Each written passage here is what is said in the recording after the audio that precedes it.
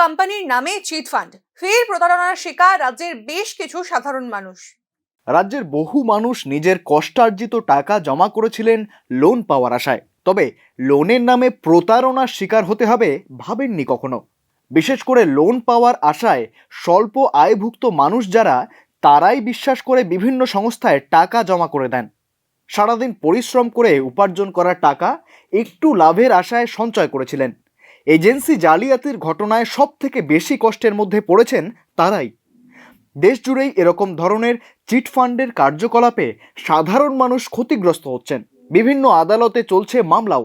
তবে হাতে গোনা কয়েকটি ব্যাপারেই সঠিক শাস্তি পাচ্ছেন দোষীরা।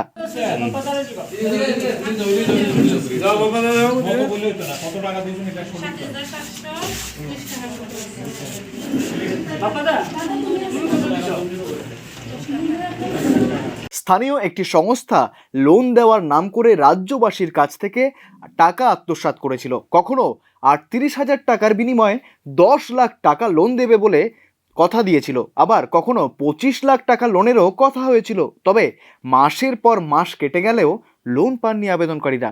আমার বাড়ি হলো বিলাছড়া, আর আল্ট্রা ফাইন্যান্স কোম্পানি খুলছে দেখে আমরা লোন দিতে আসলাম। এখানে লোন লইছি, অ্যাপ্লাই করার পরে আমি দিয়েছি ৩০০ কম ৫০,০০০ টাকা। আমার বাড়ি হলো দক্ষিণ বিলাছড়া। ওই টাকা আমরা এখনো লোন দিয়ে না হইলো ২ মাস কাছাকাছি হয়েছে এখন আমারটা। ওই টাকাটা এখনো আজকে লোনও হয়েছে না, টাকাও আমরা পাইছি না। কত টাকা লোন দিবে বলেছিল? ১০ লাখ টাকা। 10 লাখ। ওই টাকা আমরা এখনো পাইনি। ওই টাকার আমার কথা। দীর্ঘদিন ধরে অধীর আগ্রহে লোনের জন্য বসেছিলেন আবেদনকারীরা।